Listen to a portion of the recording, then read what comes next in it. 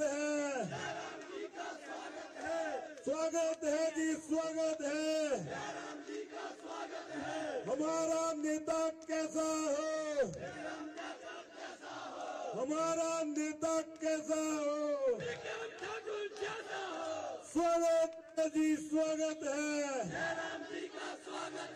स्वागत है जी, स्वागत है। विक्रम ठाकुर, विक्रम ठाकुर, विक्रम ठाकुर, हमारा नेता कैसा हो, हमारा नेता कैसा हो, स्वागत है जी, स्वागत है, जयराम जी का स्वागत है, स्वागत है जी, स्वागत है। जयराम जी का स्वागत है। Bharatiya Janata party, Bharatiya Janata party. मोदी जी को जय श्री राम, जय श्री राम, जय श्री राम। मोदी जी को जय श्री राम, जय श्री राम, जय श्री राम। जयराम जी को जय श्री राम, जय श्री राम, जय श्री राम। बार बार भाजपा, मेरा निवेदन रहेगा सबसे, चक्कर में भारत माता की। मेरा निवेदन रहेगा जो पीछे लोग खड़े हो, खाली कुर्सियां वहां बैठे, पहले आ जाओ, पीछे आ जाओ, यहाँ बैठ जाओ पीछे प्लीज। ये खाली कुर्सियां लगी हैं। रिकी जी, रिकी जी, आप अपनी टीम को लेके वहां खाली जगह वहां बैठे सारे, और खाली कुर्सियां पड़ी हैं वहां बैठे प्लीज। ये विकास वगैरह पीछे खड़े हैं, सारे आगे आइए भाई, कुर्सियों के ऊपर आइए सारे लोग। चलिए चलिए,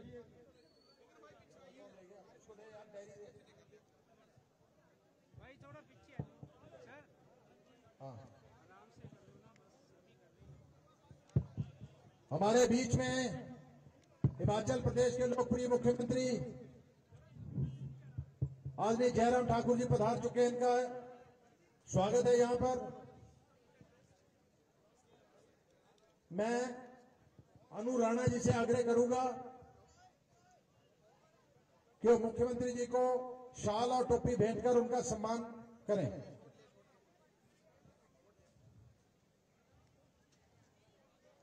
विक्रम जी आप आए साथ।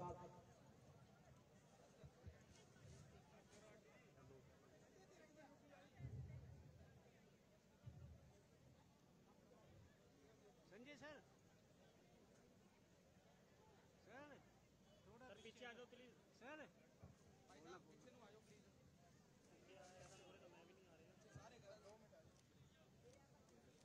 ये लेफ्ट साइड काफी कुर्सियां खाली है, इस तरह बैठे प्लीज। लेफ्ट साइड, ये लेडीज के पीछे लेफ्ट साइड।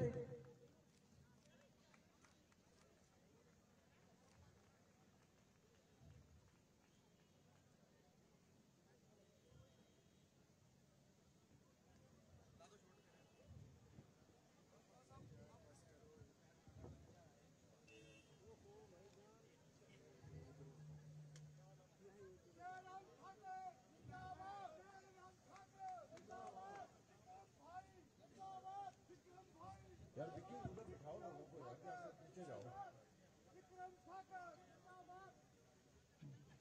जो ये कुर्सियां खाली हैं, यहां पर क्यों नहीं बैठ रहे आप लोग?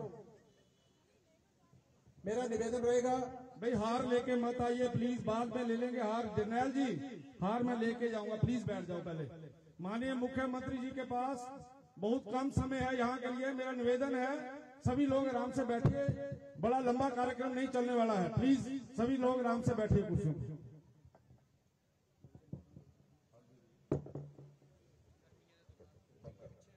अब मेरा निवेदन रहेगा, हमारे इलाके की आन बान और शान हिमाचल प्रदेश सरकार में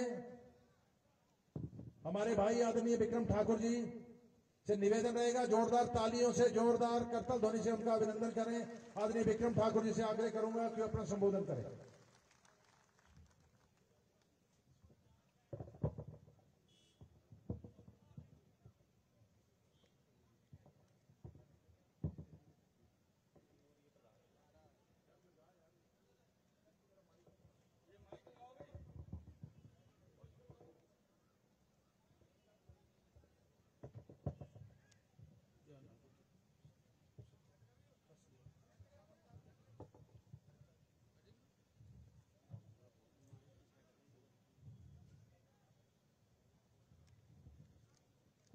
दो चार नारों के साथ कार्यक्रम की शुरुआत करेंगे।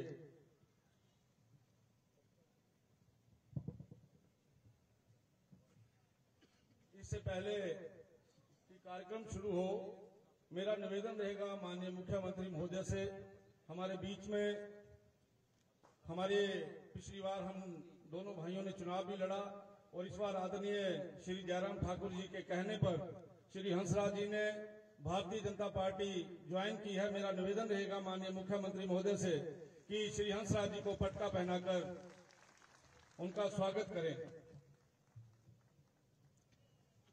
आप डालेंगे।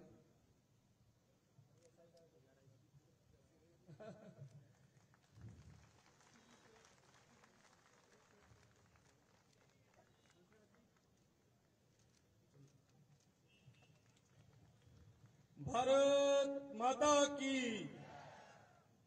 है नहीं गल बना दी, जोर लाओ क्या भैया। भारत माता की, भारत माता की। जयराम जी को जय श्री राम, जयराम जी को जय श्री राम। भारत माता की। हिमाचल प्रदेश के लोकप्रिय मुख्यमंत्री आदरणीय श्री जयराम ठाकुर जी, हमारे जिला के सम्माननीय अध्यक्ष श्री संजीव शर्मा जी,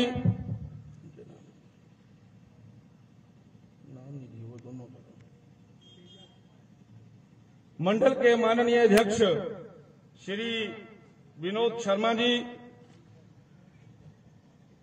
हमारे काम करने के लिए दूसरे प्रदेशों से आए हमारे भाई श्री मेघराज गुप्ता जी,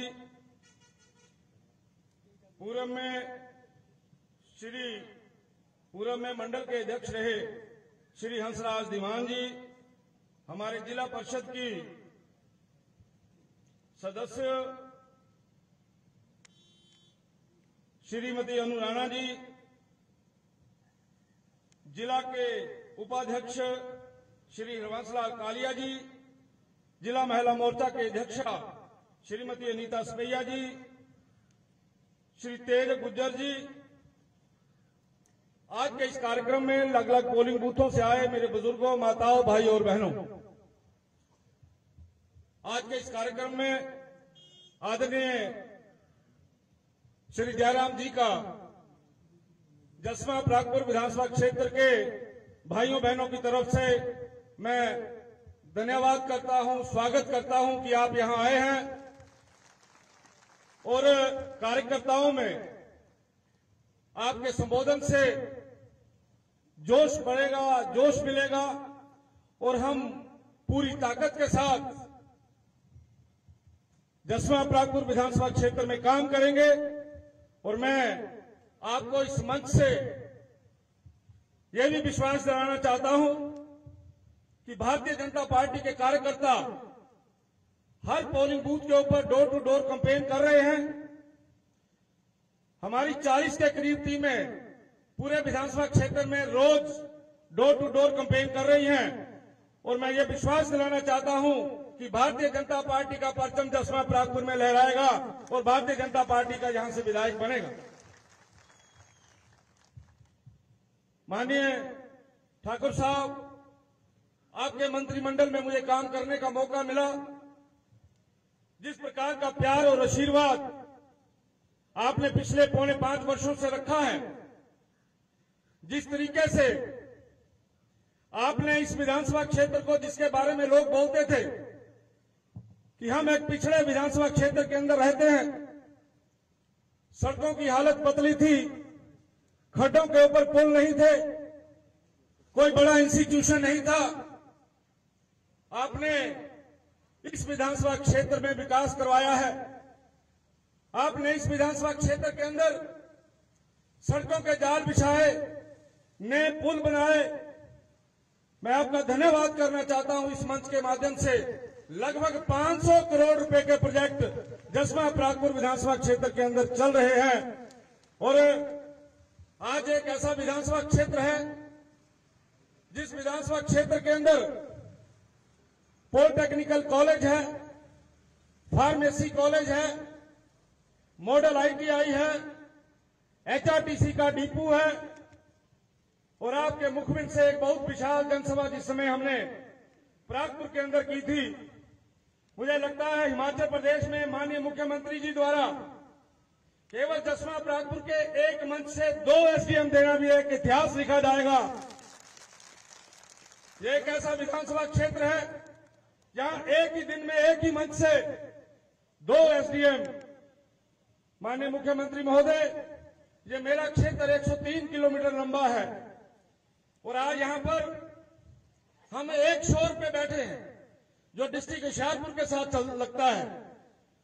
और इतनी लंबी कंस्टिट्यूएंसी में आपने जिस प्रकार की हमारी मदद की है, चाहे वो पीडब्ल्यूडी के एक्शंस की बात हो, चाहे वो आईपीएच के एक्शंस की बात हो, तहसीलों की अपग्रेडेशन हो, 50 बेडेड हॉस्पिटल हो, मैं क्या क्या गिनाऊं आपको इस मंच से।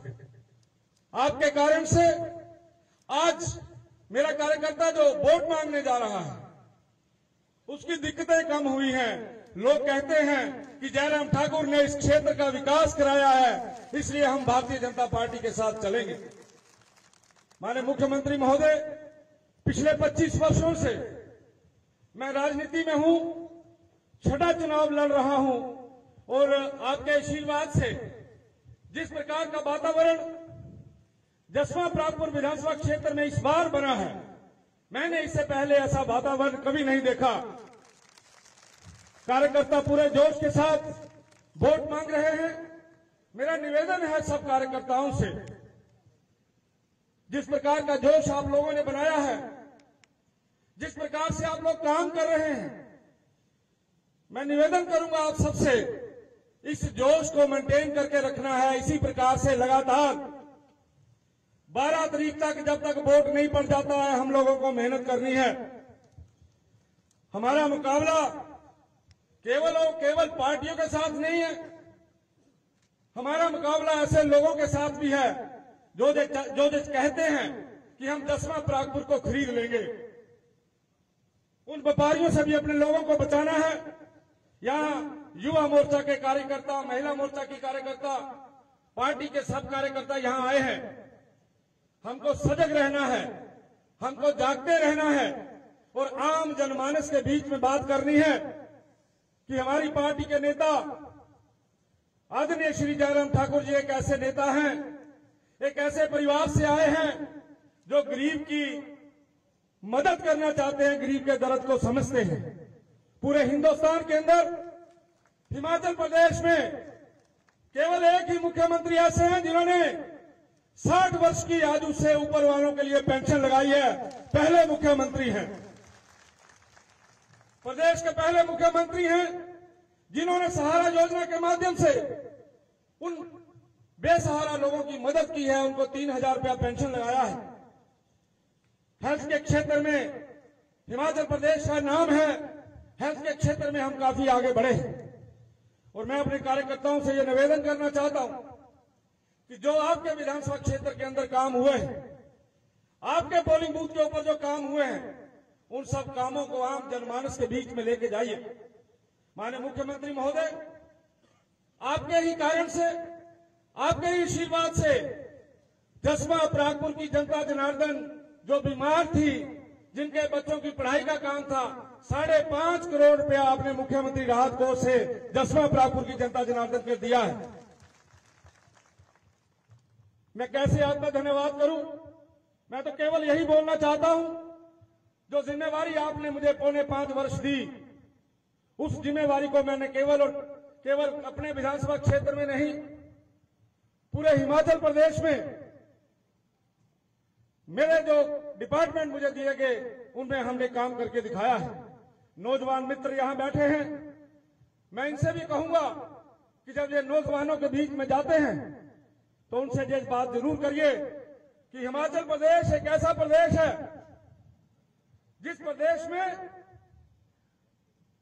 हिंदुस्तान के अंदर केवल 3 ब्लड पार्क मिले। एक आंध्रा को मिला, एक गुजरात को मिला और तीसरा अगर मिला तो आदरणीय मुख्यमंत्री जी के आशीर्वाद से जिला ऊना में हिमाचल प्रदेश को मिला। पूरे हिंदुस्तान के अंदर 4 मेडिकल डिवाइस मिले तो उसमें से एक हिमाचल प्रदेश को मिला। माननीय मुख्यमंत्री जी ने बड़े तर्क के साथ अपनी बातें सेंटर तक पहुंचाई हैं। और मित्रों, केंद्र के अंदर आदरणीय मोदी जी के नेतृत्व में जो सरकार चल रही है उसका बहुत बड़ा आशीर्वाद हिमाचल प्रदेश को मिला है।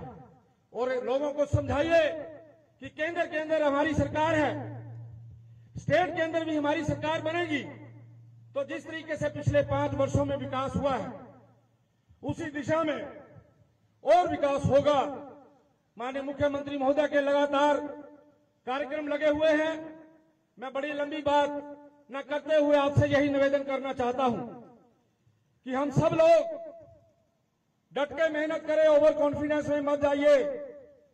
आप सब जानते हैं कि जहां से भारतीय जनता पार्टी जीतेगी, लेकिन इस बार का मार्जिन 2000 का नहीं चाहिए। इस बार का मार्जिन 10,000 से ऊपर का चाहिए और वो 10,000 से ऊपर का मार्जिन तभी मिलेगा जिस समय हम सब लोग कंधे से कंधा मिलाकर चलेंगे, हम सब लोग मेहनत करेंगे। और माननीय मुख्यमंत्री महोदय, मैं आपके ध्यान में यह भी लाना चाहता हूं कि यह क्षेत्र भारतीय जनता पार्टी का गढ़ है। भारतीय जनता पार्टी को यहां से बढ़त मिलती है। और पिछली बार मेंबर पार्लियामेंट में हमीरपुर पार्लियामेंट्री में सभी विधानसभा क्षेत्रों में सबसे ज्यादा लीड अगर कहीं थी तो वो 10वां प्रागपुर विधानसभा क्षेत्र के अंदर थी।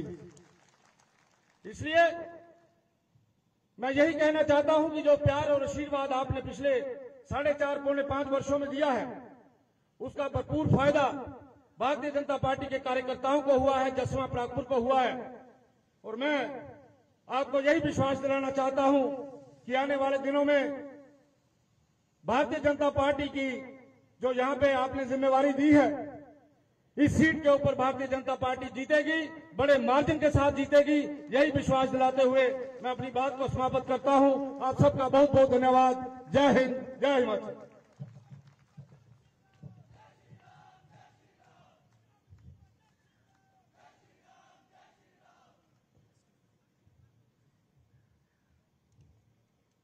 आदरणीय विक्रम ठाकुर जी ने अपनी बात रखी। मैं आप सबसे निवेदन करना चाहूंगा कि ऐसे सरल हृदय और गरीबों के मसीहा आदरणीय जयराम ठाकुर जी, जिन्होंने हमें 2-2 सब डिवीजन दिए हैं, उनका जोरदार तालियों से और खड़े होकर अपने स्थान से अभिनंदन करें। और मैं आदरणीय मुख्यमंत्री जी से आग्रह करूंगा कि वो आपको संबोधित करें जोरदार तालियों से। बहुत कुछ दिया 10वां प्रागपुर को आपको, इनको पता लगना चाहिए। और बीजेपी यहां से बड़े मार्जिन से जीते। धन्यवाद।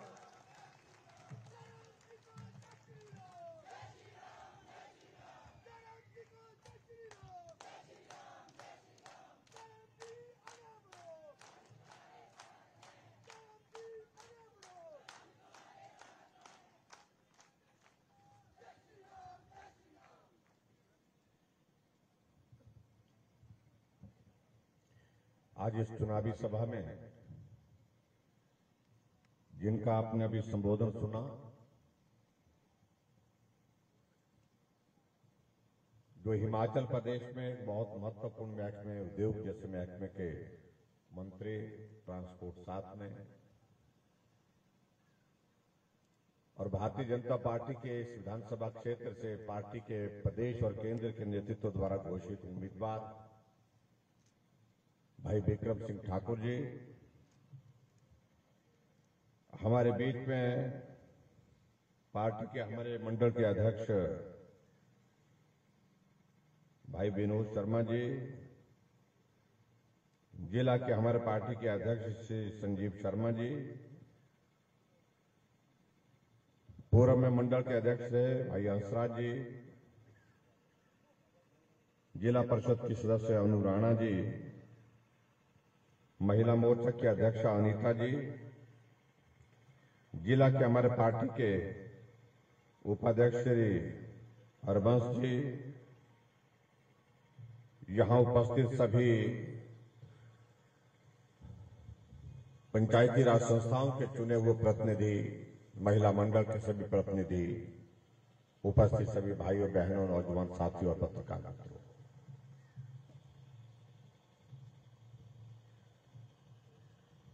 हाँ, हमारे प्रवासी पार्टी के हमारे यहाँ पर जो सहयोग करने के लिए आए हुए हैं, गुप्ता जी भी हमारे बीच में यहाँ पर बैठे हैं, उनका भी मैं आप सबकी ओर से स्वागत करता हूं और हमारी मदद करने के लिए जहां बड़े लगन के साथ लगे हुए, जुटे हुए हैं। अभी हमारे मंत्री जी ने आपके सामने अपनी बातें कही। ये 5 वर्ष कैसे बीते हमें तो मालूम नहीं पड़ा, आपको मालूम पड़ा कि नहीं मालूम पड़ा। और ये कहा जाता है जब कोई आदमी काम में मशरूफ होता है, काम में व्यस्त होता है, तो वक्त का पता नहीं लगता। और शायद इसलिए मैं सोचता हूं कि शायद हमारे साथ भी इसी तरह से हुआ है कि हम काम में व्यस्त रहे, हिमाचल का विकास हम ज्यादा कर सके, हर क्षेत्र में हम विकास को तेज गति से आगे बढ़ा सके, हमारा लक्ष्य यही था। और आज मैं इस बात को कह सकता हूं, जो कुछ मित्र आजकल हिमाचल प्रदेश में इन चुनाव के दिनों में घूम रहे हैं, बात कह रहे हैं कि कुछ नहीं हुआ,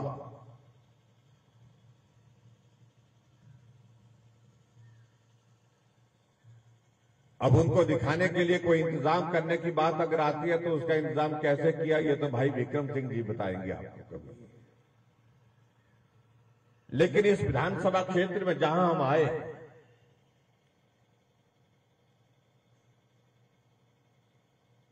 जहां जो चीज चाहिए थी, जो भाई विक्रम सिंह जी ने कहा, वहां वो चीज हमने दी है। इस बात को हम दावे के साथ कह सकते हैं। और कुछ चीजें तो ऐसी भी हुई जो अपने क्षेत्र में हमने नहीं की, लेकिन आपके इस क्षेत्र में की। एसडीएम के दफ्तर 2 दिए, एक दिन एक समय पर एक मंच से। हिमाचल प्रदेश में बहुत सारे मुख्यमंत्री मुझसे पहले भी रहे, मुझसे पहले 5 मुख्यमंत्री रहे।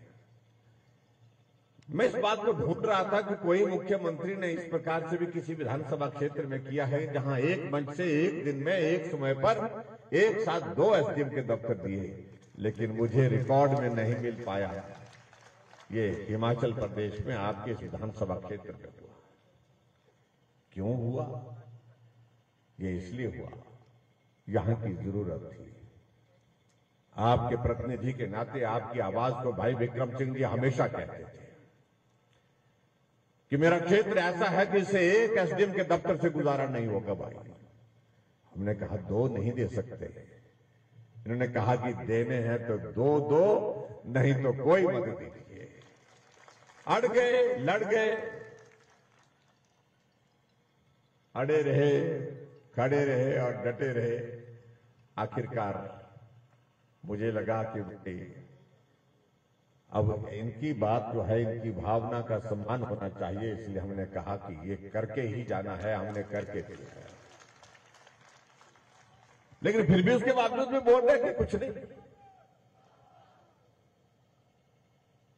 आज हिमाचल प्रदेश में अगर मैं कहूं, जो इस बात का जिक्र कर रहे हैं कि हिमाचल प्रदेश में विकास नहीं हुआ, मैं उनसे एक बात पूछना चाहता हूं, कौन सा विधानसभा क्षेत्र आप चर्चा करना चाहते हैं? हम खुले मंच से चुनौती देते हैं, जहां चाहिए, जहां आपको मंच तय करना है, आप तय करो।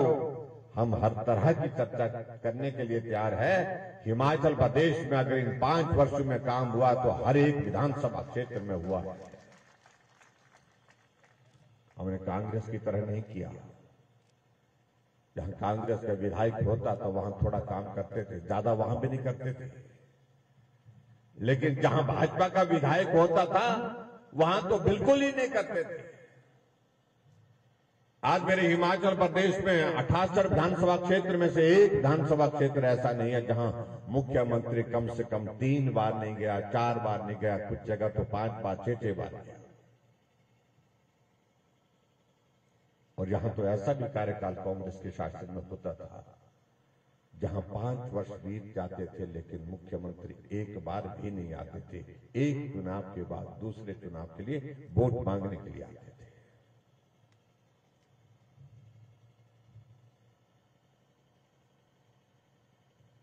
हमने कांग्रेस के मित्रों को कहा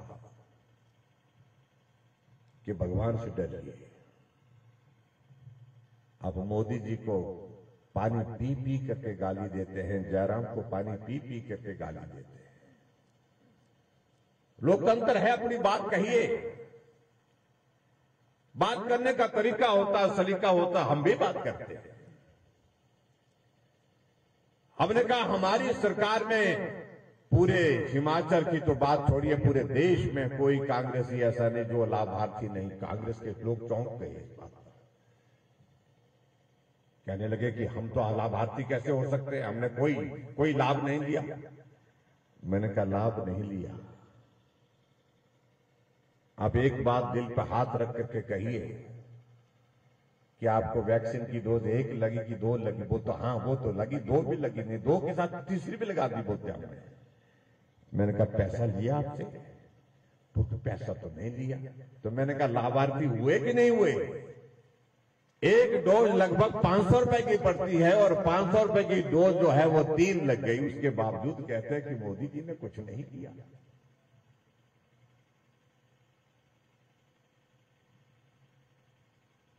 मैंने कहा भगवान से डरिए थोड़ा। फिर मैंने उनको कहा, मैंने कहा तुम्हारे घर में पानी का नल लगा है? बोलते हाँ लगा है। हमने कहा कहां लगा है? बोलते बाथरूम में भी लगा है, रसोई में भी लगा है, किचन में भी लगा है। मैंने कहा बिल आ रहा है आपको? पानी का बिल आ रहा है? नहीं पहले तो आता था, लेकिन जब से आप आए हैं तो आपने 6 महीने से पानी का बिल बंद कर दिया। मैंने कहा लाभार्थी हुए कि नहीं हुए? बोलते हाँ हुए। अरे किसको आप गुमराह करने की कोशिश कर रहे हैं? मैंने उनको कहा कि आपके घर में महिलाएं हैं? बोलता हाँ जी। मैं कहा कितने परिवार? बोलते जी हम 5 हैं। हमने कहा महिलाएं कितनी हैं? बोलते 2 महिलाएं हमारे घर में हैं। हमने कहा वो बाजार जाती है, काम के लिए जाती हैं, आती जाती हैं? बोलते हाँ जाती है। तो मैंने कहा उनका किराया आने जाने का बस में आधा हुआ कि नहीं? बोलते वो तो आपने सबके लिए किया। हाँ हमने कहा सबके लिए किया, लेकिन तुम्हारे लिए भी किया। हमने इस बात को लेकर के कहा कि महिलाओं की आबादी का आधा हिस्सा है और इसलिए आने जाने का किराया भी हम आधा लेंगे। हमने सबके लिए आधा किराया महिलाओं के लिए किया है, माताओं बहनों के लिए किया है। और कांग्रेस के लोग बोलते हैं कि जयराम तुमने कुछ नहीं किया, तुम्हारे घर में महिलाएं आधे किराए पर आ रही हैं, जा रही हैं। और मैंने कहा आगे बढ़ करके इस बात को मैं कहूं, मैंने कहा बिजली का बिल आता है? बोलता जी आता तो है। मैंने कितना बिल आता था? आ जाता था। बोलते 500 रुपए 600 रुपए महीने का आ जाता था। मैंने कहा जुलाई के बाद आया? बोलते जी जुलाई के बाद तो नहीं आया। हमने 125 यूनिट बिजली का जो है इंतजाम किया। जो गरीब वर्ग के है, जो मध्यम वर्ग के है, उनके लिए हमने कहा कि हिमाचल उनका राज्य है, हम बिजली पैदा करके दूसरे प्रदेशों को देते हैं। हम दूसरे प्रदेशों को, चाहे वो पंजाब के भाई बैठे हैं हमारे, चाहे हमारे हरियाणा है, चाहे हमारा दिल्ली है, राजस्थान है, हम बिजली वहां देते हैं। तो हिमाचल के लोगों को लिए बिजली थोड़ी तो मिलनी चाहिए। और हमने तय किया कि 125 यूनिट बिना पैसे के, बिना बिल के जो है, 0 बिल के साथ देंगे।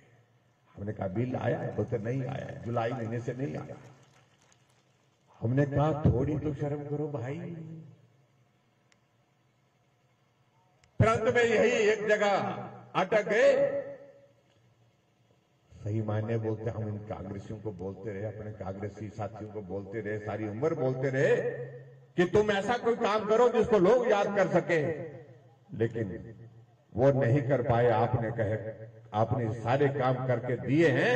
मैं कांग्रेसी हूं, इसलिए भारतीय जनता पार्टी के लिए वोट नहीं दे सकता हूं, लेकिन उसके बावजूद आपने हम पर जो ये सारा इस प्रकार से जो जितनी भी चीजें जो अपने सरकार के दौरान की है, तो इस बात की जिक्र जो है घर के अंदर तो होती है, वहां तो हमारे परिवार वाले बोलते हैं घर में झगड़ा पड़ गया। बोलते हैं बीवी बोलती है मेरा आने जाने का किराया आधा हो गया, मैं तो जयराम को वोट दूंगी, मैं तो भाजपा को वोट दूंगी। हम बोलते मत करो ऐसा, मत बोलो ऐसे, बाहर बहुत शोर पड़ जाएगा। मैं कांग्रेस का नेता हूं, मुझे बाहर जाने में दिक्कत आ जाएगी। उन्होंने कहा कि आप बाहर जो मर्जी करिए, लेकिन उसके बावजूद हमारा वोट भाजपा को जाएगा क्योंकि किराया आने जाने का आधा कर दिया, संकट में फंसे घर में झगड़ा डाल दिया बोलते हैं। इसलिए एक नहीं अनेक बातों का हम जिक्र कर सकते हैं। कोरोना का दौर आया और उस कोविड के दौर में बहुत कठिन परिस्थिति हमारे सामने थी और उस परिस्थिति का सामना करने के लिए मैं आप सबका हृदय से आभार व्यक्त करता हूं। आपने चट्टान की तरह खड़े होकर के हमको साथ दिया, सरकार के साथ खड़े हुए आप सब लोग।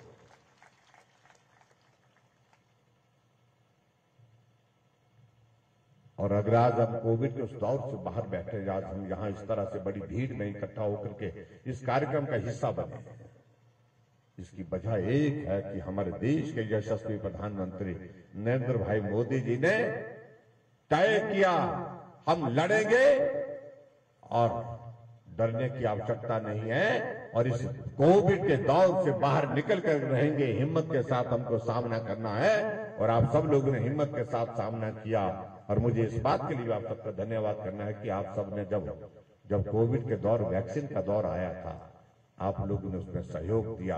हम पहली डोज में भी पूरे देश भर में पहले नंबर पर आए और हम वैक्सीन की दूसरी डोज पर भी पूरे देश भर में पहले नंबर पर आए। इसमें आप सबका बहुत बड़ा सहयोग।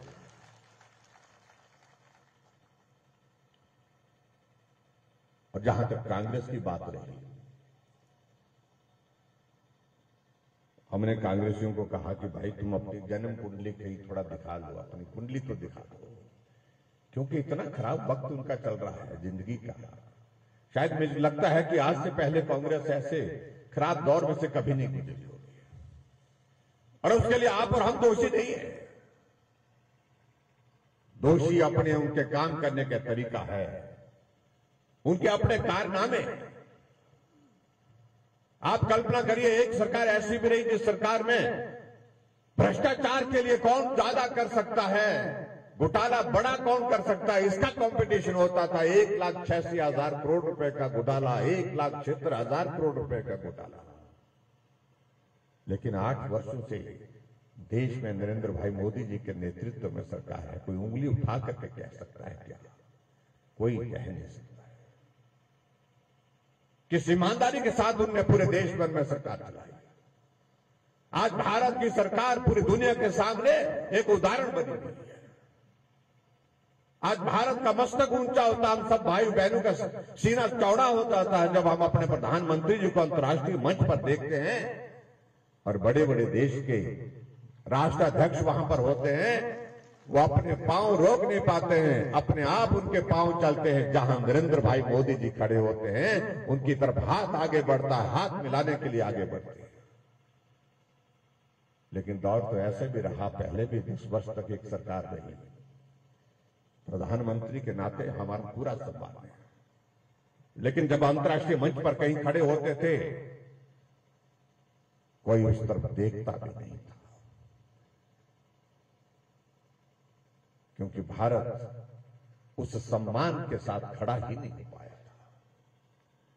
अब आज इस बात को लेकर के जब कांग्रेस के लोग हमसे पूछते हैं कि क्यों भाजपा को वोट दें, हम बड़ा साफ कहते हैं कि भाजपा को इसलिए वोट दो, हमने कहा था कि धारा 370 समाप्त होनी चाहिए और धारा 370 समाप्त हमने अपनी आंखों के सामने होकर देखा जब लोकसभा और राज्यसभा में बिल पारित हुआ और धारा 370 समाप्त होकर के हमारी आंखों के सामने जो है हमें सौभाग्य प्राप्त हुआ उस दृश्य को देखने का। हम कहते थे राम मंदिर वही बनना चाहिए, बार बार हम कहते थे राम लला हम आएंगे मंदिर वहीं बनाएंगे, लेकिन कहते थे, हमको लगता था, कई बार सोचते थे हम इस बात को कि जिंदगी का हमारा दौर भी ऐसे कहते कहते गुजर जाएगा जैसे हमारे बुजुर्गों का गुजर गया। वो कहते कहते गुजर गए लेकिन उस मंजर को देख नहीं पाए, उस दृश्य को देख नहीं पाए।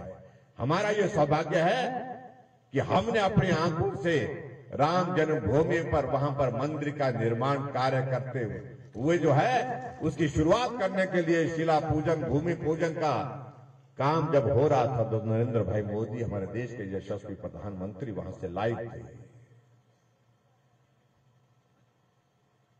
हम कहते कि इसलिए भाजपा को वोट दीजिए। जो हमारे सामने प्रश्न करते हैं कि भाजपा ने क्या किया, आपकी सरकार ने क्या किया। आप कश्मीर की कल्पना करिए, कश्मीर में क्या हालात होते थे। दिन दिहाड़े हमारे जवानों की हत्याएं होती थी, शहादत होती थी। लेकिन दौर ऐसा भी आया जब जो उग्रवादी, जो आतंकवादी सीमा पार से आकर के भारत में घुसे और जहां योजना बनती थी सीमा के पार, वहीं जाकर के भारत के जवानों ने उड़ान भर करके वहीं उनको दफन करके आए। ये भी मंजर आप लोगों ने अपनी आंखों से देखा। ये सारी चीजें कल्पना से परे की होती थी। अपने देश के अंदर आया आतंकवादी, उसको मार गिराना अलग बात है, लेकिन देश के बाहर सीमा के उस पार बैठा हुआ उस आतंकवादी को वहीं दफन करके आ जाना, ये बहुत हिम्मत की बात है। अगर ये काम हुआ है तो नरेंद्र भाई मोदी जी ने किया है। इसलिए हम कहते हैं कि इसलिए हिमाचल प्रदेश में भारतीय जनता पार्टी की सरकार बननी चाहिए। इसलिए भारतीय जनता पार्टी की जब सरकार बनेगी कि देश के हमारे मजबूत नेतृत्व को और ताकत मिलेगी, नरेंद्र भाई मोदी जी को और ताकत मिलेगी। और नरेंद्र मोदी जी तो ऐसे नेता हैं जो हिमाचल को अपना घर बनाते हैं। ऐसा बहुत कम होता है। 8 साल का कार्यकाल उनका पूरा हुआ। उन्होंने कहा मैं 8 साल का इस कार्यकाल का जश्न देवभूमि हिमाचल प्रदेश के शिमला के रिज के मैदान में मनाना चाह रहा हूं। और शिमला के रिज के मैदान में आते हैं तो माल रोड जब पहुंचते हैं तो गाड़ी छोड़ करके पैदल निकल पड़ते हैं और कहते हैं कि इस माल रोड पर मैं एक बार नहीं अनेकों बार घूमता था, पैदल घूमता था। बिलासपुर में ऑल इंडिया मेडिकल इंस्टीट्यूट का उद्घाटन करने के लिए आए। उन्होंने कहा मुझे कि मुख्यमंत्री जी क्या ये संभव है, हम कुल्लू के दशहरे में भी जा सकते हैं। हमने कहा क्यों नहीं जा सकते, मेरी इच्छा है। मैं बहुत पहले वहां पर दशहरे में गया था, तो मेरी इच्छा है एक बार फिर से मैं दशहरे में जाकर के दर्शन करूं देवी देवताओं। बिलासपुर में आए, ऑल इंडिया मेडिकल इंस्टीट्यूट का उद्घाटन किया और उसके बाद सीधी उड़ान कुल्लू के लिए भरी। कुल्लू पहुंचे, सुरक्षा कर्मियों ने कहा कि आप भीड़ में नहीं जा सकते, हम आपको इजाजत नहीं दे सकते हैं। उन्होंने कहा कि मुझे भीड़ में ही जाना है और भगवान रघुनाथ जी के दर्शन करने के लिए, आशीर्वाद लेने के लिए मैं यहां आया हूं। मैं भीड़ के बीच में जाकर के दर्शन करके आऊंगा। और वो भीड़ को चीरते हुए वहां पर पहुंचे जहां रथ की सवारी, जो रथ में जो है वो रघुनाथ जी सवार थे। दर्शन किया, आशीर्वाद लिया।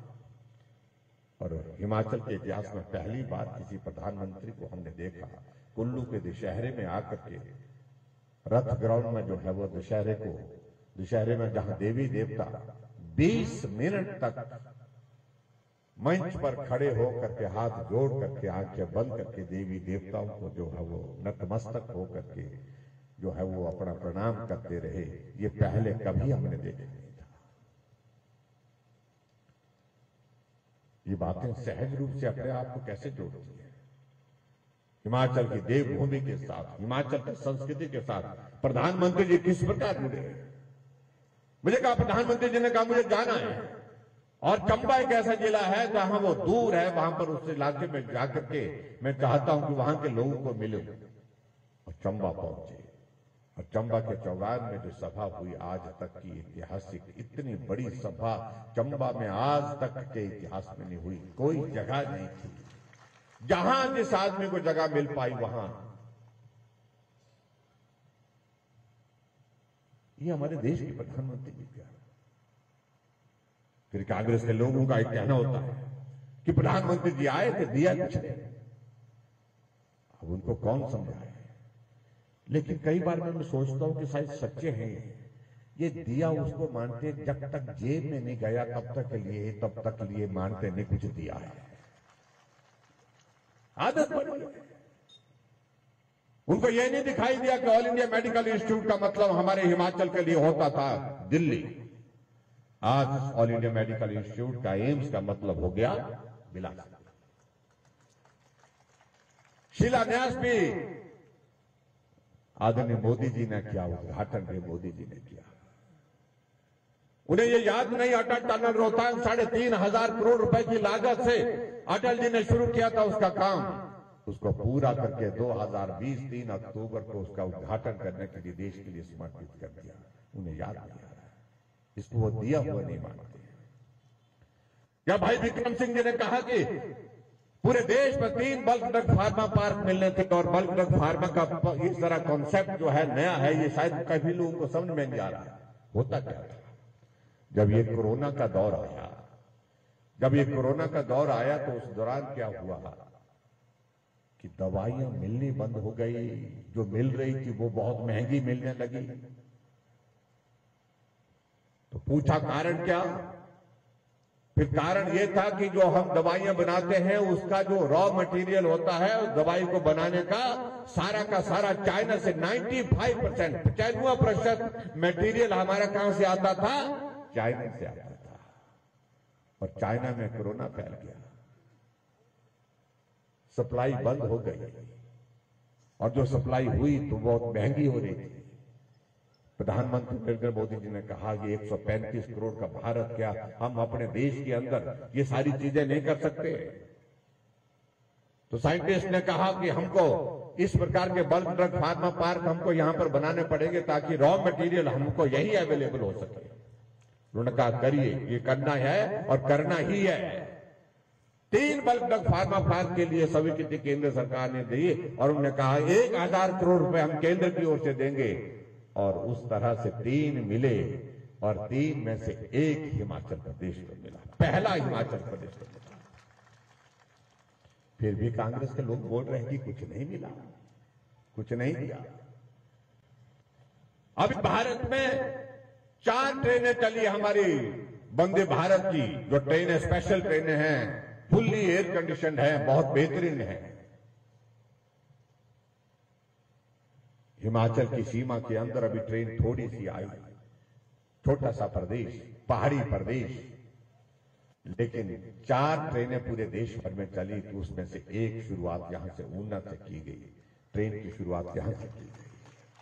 फिर भी कांग्रेस के लोग बोले कि कुछ नहीं मिला। मेडिकल डिवाइस पार्क हमको हिमाचल प्रदेश में मिला, जो आने वाले समय में लगभग 500 करोड़ रुपए की लागत से बंद करके तैयार होगा। उसका शिलान्यास हो गया, फिर भी कहते हैं कि कुछ नहीं मिला।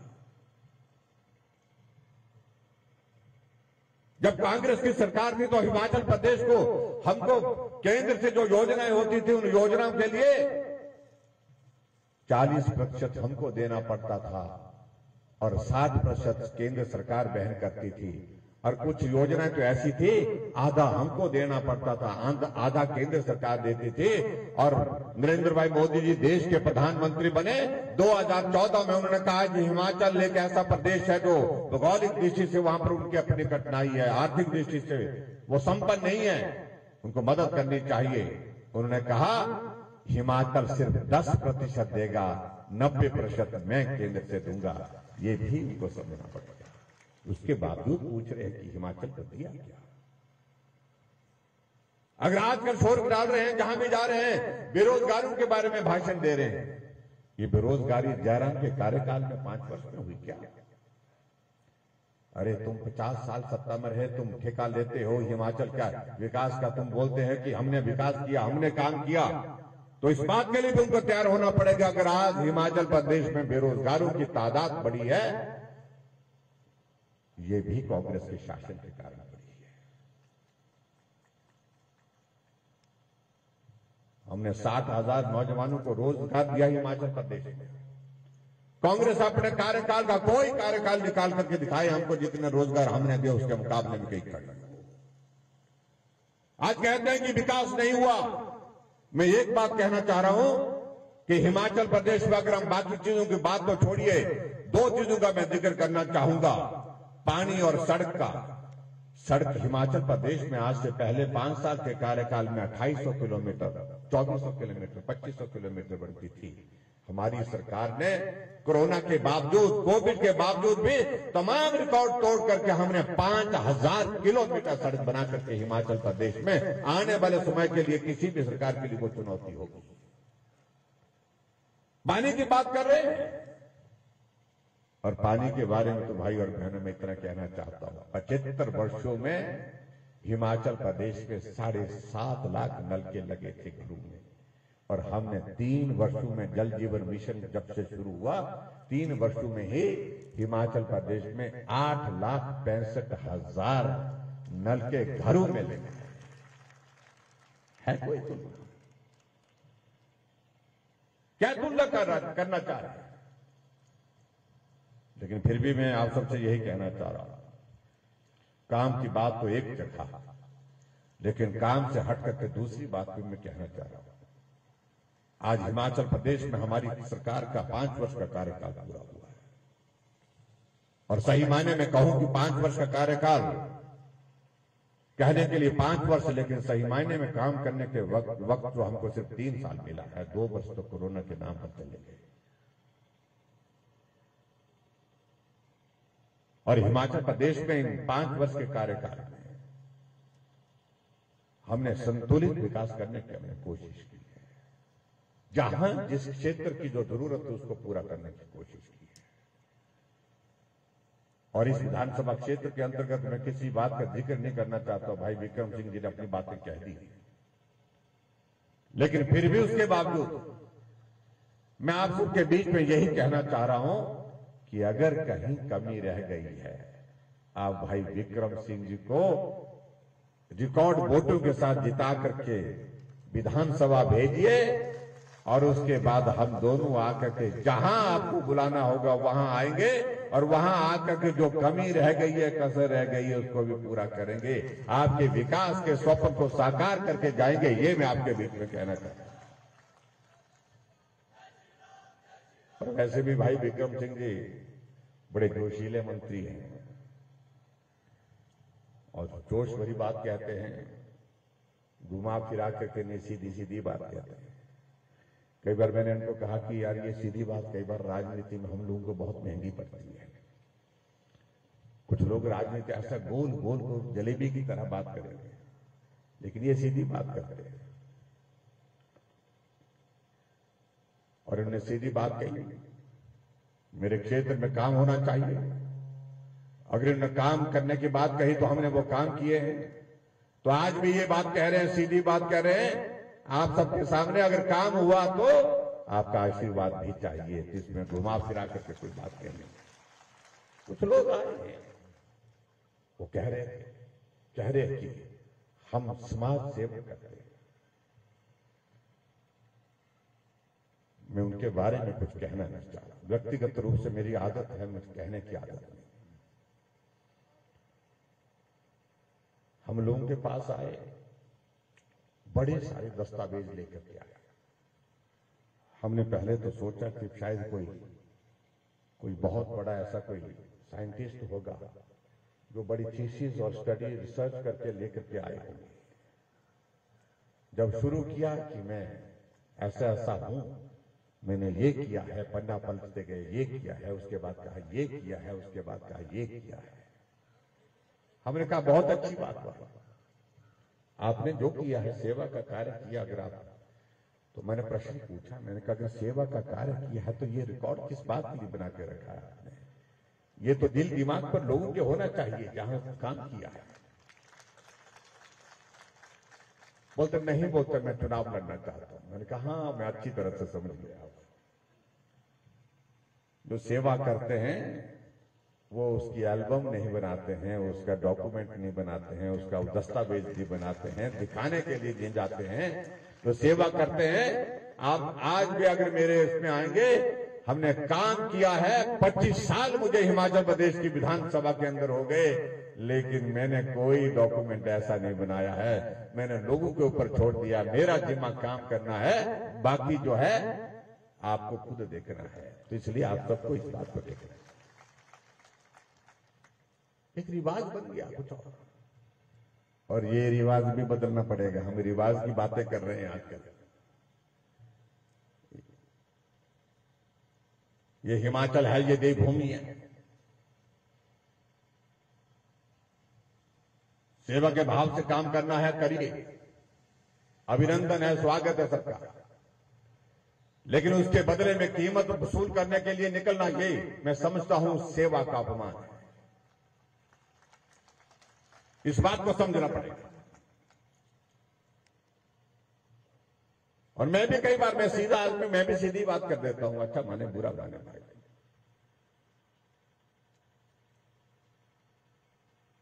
और हिमाचल प्रदेश में ये रिवाज कुछ जगह इस तरह से बन रहा है जो हमारे लिए चिंता का विषय है। कुछ लोग पैसा कमा के आ जाते हैं और उसके बाद सेवा के नाम पर लोगों के बीच में चले जाते हैं और कहते हैं कि बस, उसके बाद बोलते हैं कि अब हमको टिकट दो, उसके बाद बोलते हैं हमको वोट दो। मैं समझता हूं ये उचित नहीं है, ये गलत रिवाज इस देवभूमि में हमको स्वीकार नहीं है। हम बड़ा स्पष्ट कह रहे हैं इस बात को। काम करना है तो काम करिए, लोगों के ऊपर उसके बाद छोड़ दीजिए। इसलिए इधर उधर जाने की बात कुछ कहीं नहीं है भाई। रास्ता सीधा है, साफ है, स्पष्ट है कि हमने नरेंद्र भाई मोदी जी को मजबूत करना है। वो मजबूत तब होंगे जब भाई विक्रम सिंह जी हिमाचल प्रदेश की विधानसभा में पहुंचे। नरेंद्र भाई मोदी जी को मजबूत करने का मतलब है कि हिमाचल में हमको भाजपा की सरकार बनानी पड़ेगी। और हमारे कांग्रेस के मित्र बहुत परेशान हैं। मैंने कहा ना कि जिंदगी का बहुत खराब दौर चल रहा है कि एक नेता, यहां चुनाव लगे हैं, गुजरात में चुनाव हो रहे हैं, हिमाचल में चुनाव हो रहे हैं, इनके एक नेता पता नहीं रूट करके चले गए हैं घर से कि क्या हुआ है, यात्रा पर निकल गए हैं। भारत जोड़ो यात्रा, ये भारत तो जुड़ा हुआ है। धारा 370 समाप्त हो गई। अगर उससे पहले आप इस यात्रा पर निकलते तो हमें समझ आता, तो आप हिमाचल, आप भारत को जोड़ने की बात कहते हैं।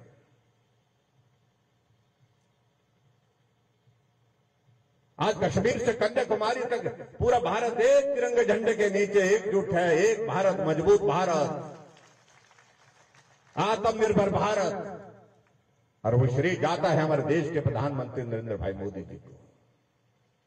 लेकिन बड़ी दिलचस्प बात है, वो साहब निकले हैं यात्रा पर, भारत जोड़ो यात्रा पर। कांग्रेस वाले निकले हैं कांग्रेस छोड़ो यात्रा पर। यहां हिमाचल प्रदेश में भी आए। कांग्रेस पार्टी के अध्यक्ष को समर्थन चाहिए, उसको सहयोग देना चाहिए।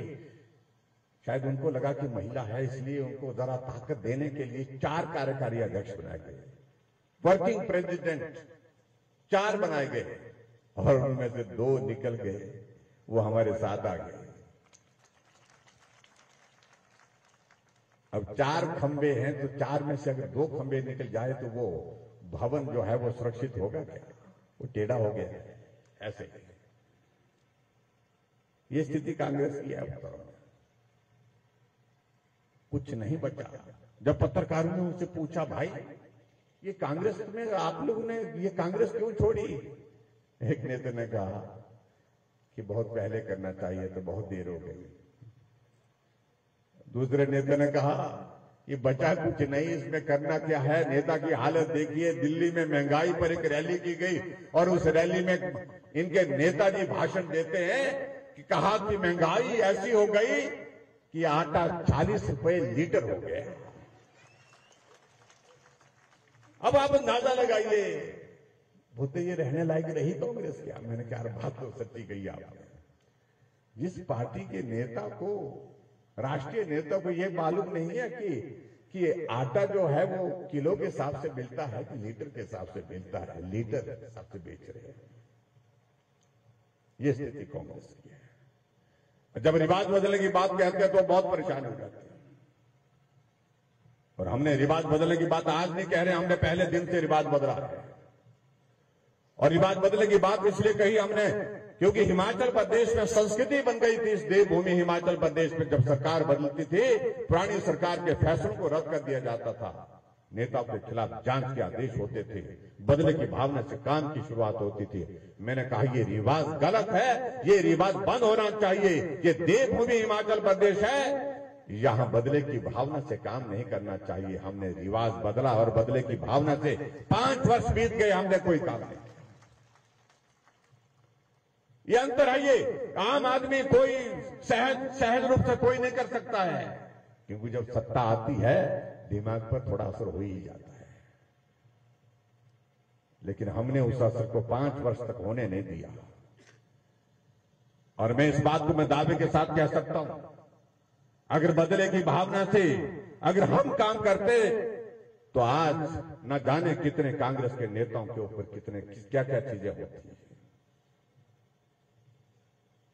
हमने एक रिवाज बदला है, इसलिए रिवाज बदलने की बात आज नहीं कर रहे। लेकिन अभी जो आजकल के दिनों में जब रिवाज बदलने की बात कह रहे हैं तो हमारे कुछ नेताओं को बहुत परेशानी है।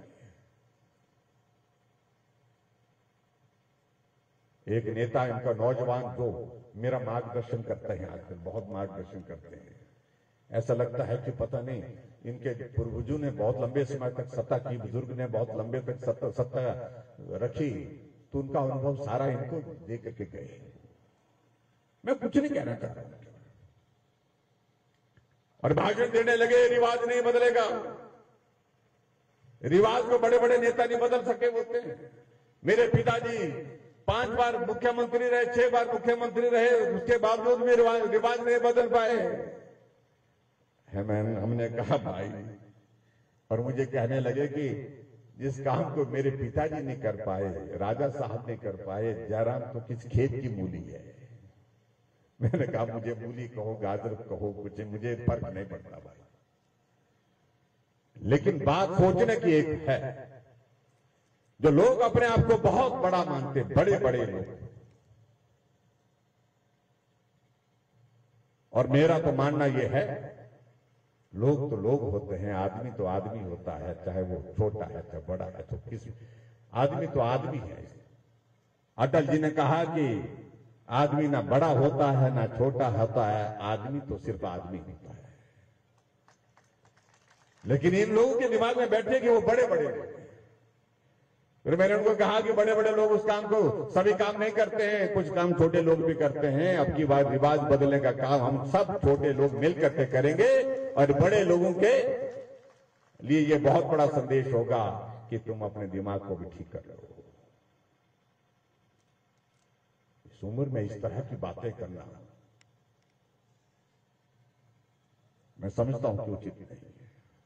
तो इसलिए मैं आप सबसे यही निवेदन करना चाहता हूं, हम छोटे लोग हैं, हमने छोटे लोगों ने काम किया हिमाचल प्रदेश में।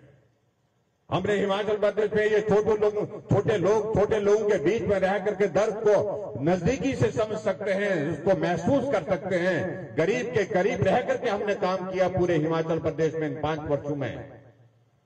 और यही वजह है जो बड़े लोग नहीं कर पाए थे वो काम हमने किए। हमने 60 साल के ऊपर सभी बुजुर्गों के लिए पेंशन का प्रावधान किया।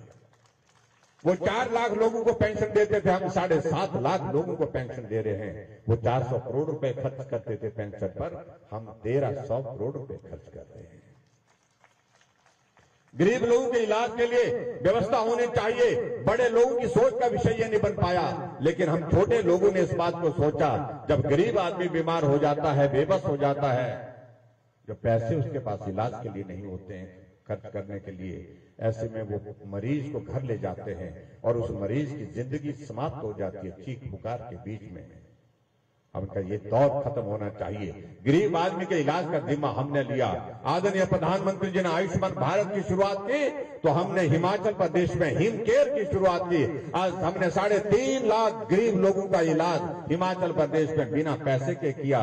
कोई गरीब आदमी अगर बीमार होता है तो जेब में पैसे अगर नहीं है तो भी वो सिर्फ हिम केयर का कार्ड, आयुष्मान भारत का कार्ड जेब में डाल करके हॉस्पिटल इलाज करने के लिए जाता है। बड़े लोग नहीं कर पाए इस काम को, हम छोटे लोगों ने किया। हर माता बहन के घर में गैस का चूल्हा होना चाहिए। क्यों गरीब के घर में गैस का चूल्हा नहीं पहुंचना चाहिए? हमने तय किया कि हिमाचल प्रदेश में एक भी परिवार नहीं रहेगा जिसके घर में गैस का चूल्हा नहीं पहुंचा। हमने 3.5 लाख गैस के चूल्हे गांव-गांव में, घर-घर में, हर घर में पहुंचाए हैं। ये बड़े लोग नहीं सोच पाए, जो बार-बार सत्ता में रहे वो नहीं सोच पाए, हमने सोचा। एक बेटी गरीब परिवार की है, उस बेटी की शादी होनी है। शादी के अवसर पर उसको आशीर्वाद देने के लिए उसके माँ बाप के पास पैसे नहीं है। आशीर्वाद तो माँ बाप का बिना पैसे के भी बहुत ज्यादा होता है, लेकिन कुछ शगुन के रूप में कुछ देना हो तो पैसे नहीं।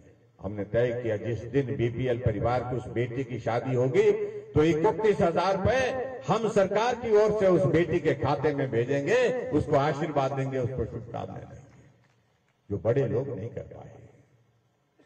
हमने हिमाचल प्रदेश में ऐसे लोग जो बिस्तर पर पड़े हैं, जिनका इलाज चल रहा है, जिंदगी भर इलाज चलता रहेगा, अपने आप को कोई काम नहीं कर पाते हैं, ऐसे लोगों के लिए सहारा योजना की शुरुआत की। 20,000 से ज्यादा ऐसे लोग जो बिस्तर पर पड़े हैं, उनके खाते में हम 3,000 रुपए हर महीने के डाल करके मदद कर रहे हैं, जो बड़े लोग सोच भी नहीं पाए, जो छोटे लोगों ने हमने करके दिखाया है।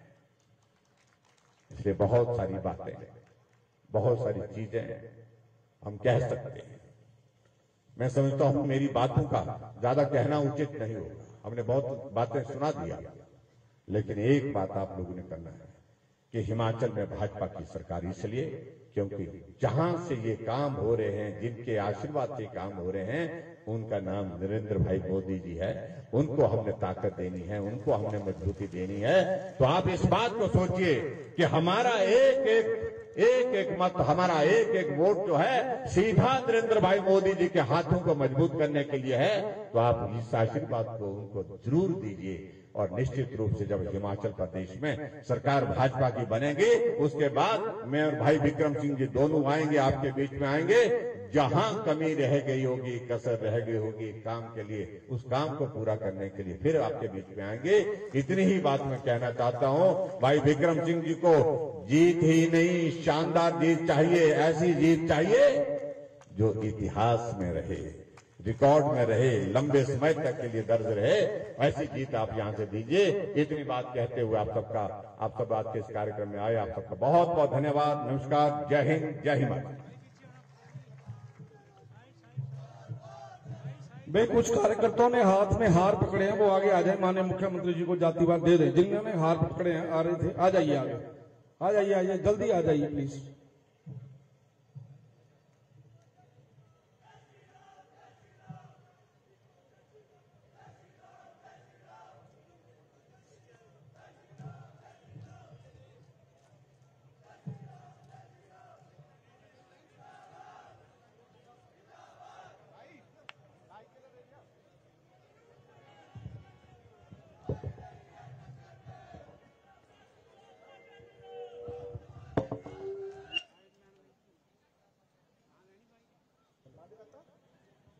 हेलो।